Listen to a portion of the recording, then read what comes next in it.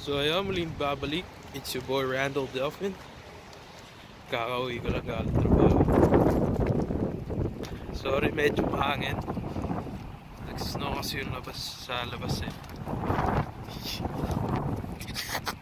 Pakita ko sa inyo maya maya. So ayun, kakauwi ko nga lang galing trabaho. Nag-snow na. Pero mga ano pa lang naman, mga -2. Kaya kaya pa yung lamig. Yun, check natin yung yung Canada Post. Baka dumating na yung mga pinadeliver ko. Para makagawa na tayo ng content.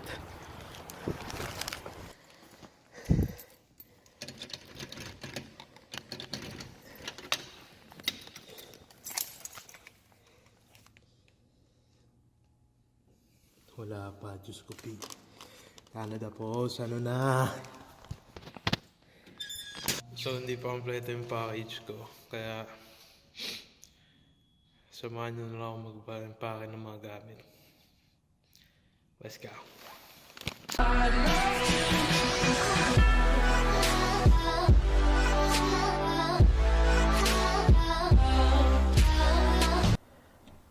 What is up guys? Muling nagbabalik. So medyo kagising ko lang. Share ko lang sa inyo yung sitwasyon ko ngayon. Pakita ko sa inyo yung kwarto ko kasi may bed bug sa kwarto ko nung nakaraang linggo. Kaya patawag kami ng pest control para ipalinis namin yung kwarto at yung buong apartment namin. So papakita ko lang sa inyo yung sitwasyon ng buong apartment at ng kwarto. So ito siya. Ayan, kita nyo naman.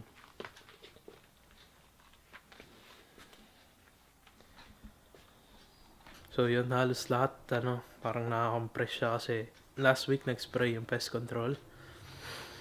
So kaya yun, kaya medyo hindi rin ako productive sa pag-edit tsaka sa paggawa ng vlogs dahil nga doon. Anyway, meron pa ako share sa inyo. Tignan nyo to. So dapat gagawa ako ng unboxing ko ng Black Friday haul ko.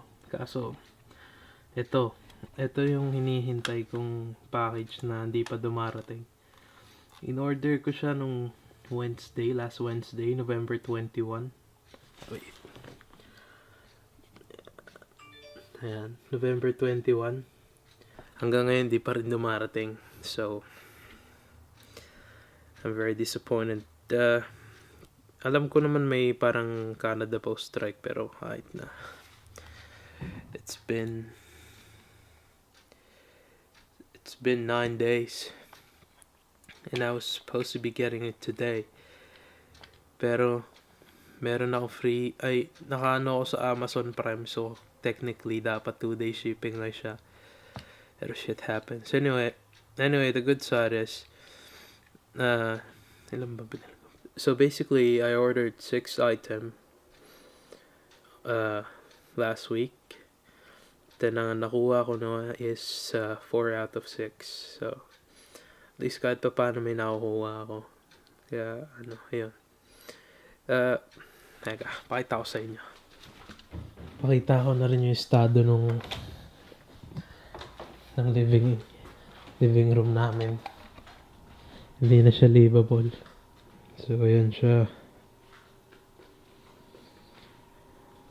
Puro kalat. Tapos dito ko tinabi yung mga nakuha ko galing sa Black Friday ko. So may mga malalaking box dyan. Saka may 2 parcel doon. Kaya yun. So sa ngayon, samahan nyo muna ako mag-impake ng aking mga bagahe. Kahit medyo hassle kasi yung mga bagay ko, yung mga gamit ko, it's all over the place. But gotta do what we gotta do, right? So yun. Let's go. So yun, mag-impake namin. Kaya tara, let's go.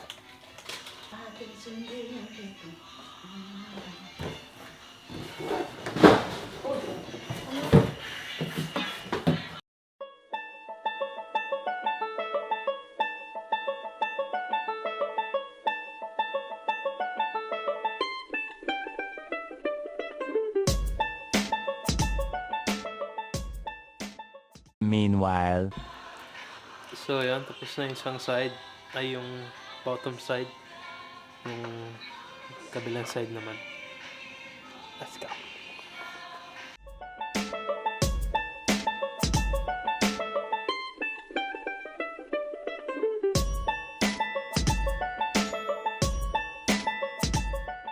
A few moments later. Alright. Clear tape naman ulit. Let's go.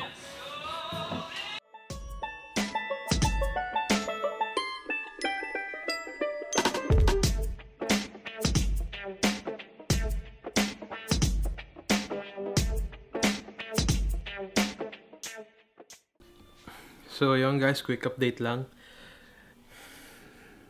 Sugata ko yung sarili ko. Well, okay lang ako.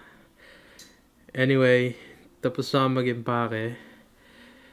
Hassle kasi parang mas mabigat yung dadaling ko ngayon kaysa yung huling punta ko. I mean, huling uwi ko sa Pilipinas. But everything's all good. Hopefully, hindi kami ma-excess baggage. Pero goods na. Kaya yan. Update ko ulit yung susunod. Palaubat na rin yung camera kaya hindi ko na masyado nakuhanan na footage eh. Pero yan. See you guys in a bit. 2,000 years later. Boom! So yun. After ilan hours, ginabi na kami. So yun. Tapos na kami mag-impake.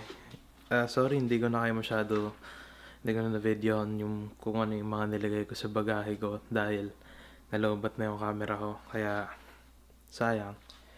But anyway, ito siya. Pakita ko sa inyo. Wait. So, yan siya. Ito yung maleta ko. Yan. As of now, 20 kilos to. So, may room pa para maglagay na ibang gamit. Then sa box naman, hindi pa namin tinaipan yung sa taas dahil maglalagay pa kami ng ham dyan. So as of now, ganyan siya. Hindi pa siya finalize na ganyan. Magulo pa siya pero ayusin namin siya. So yan. So yan, okay na yan. Dalawang yan as of now. Plus, may isa pa akong good news. May dumating. Thank God, may dumating. After namin mag-impake, chinek ko yung email ko. Then sabi, dumating na daw yung package. So, chinek ko sa baba, nandun na siya. So, ito siya. Wait lang. So, ito siya. Dumating na siya finally. Ito yung Joby. At dahil dyan, makagawa na ako ng Black Friday haul ko. Pero may na-expect pa ako na isang package. Pero, since alam ko naman mas matagal yon dahil ayun yung pinaka-late ko na order. Di bale na yun. Basta para sa vlog. Para lang may content. So yun. So yun. Hopefully nagustuhan nyo itong vlog ko. Alam ko medyo boring pa ngayon kasi usually puro bahay vlogs lang ako. Pero as of now, I'm just practicing, you know. Tinatry ko maging mas komportable sa pag-video sa sarili ko. I tried going outside sa public para ma-experience ko rin yung may surrounding sa paligid ko. Hindi ko nga po pala birthday. So, ayan. Going back to the topic. Ayan, nagpa-practice lang naman ako. Hopefully, pag-uwi ko ng Pilipinas, okay na. Medyo gumanda-ganda na yung pag-vlog ko. I appreciate everyone who's supporting me right now, especially all my friends. So, thank you sa lahat sa inyo. Hindi dahil sa inyo, siguro tinamad na ako mag-upload. Pero anyway, thank you pa rin sa inyo. Sana maging successful tong ginagawa ko. Tsaka, shoutout nga pala kay Pau Pau. Nagpa-shoutout siya. Tsaka kay Chemi. Yung girlfriend ko nagpa-shoutout din siya. Ayun. So, kung gusto niyo magpa-shoutout, message na lang sa Facebook, Instagram, or Twitter. Pa-shoutout lang kayo para ayun, shoutout ko kayo. Kala mo talaga sigat eh. Anyway, sana gusto nyo to. Like, comment, and subscribe. Hanggang sa susunod, which is yung Black Friday haul ko. So, let's go. Babush.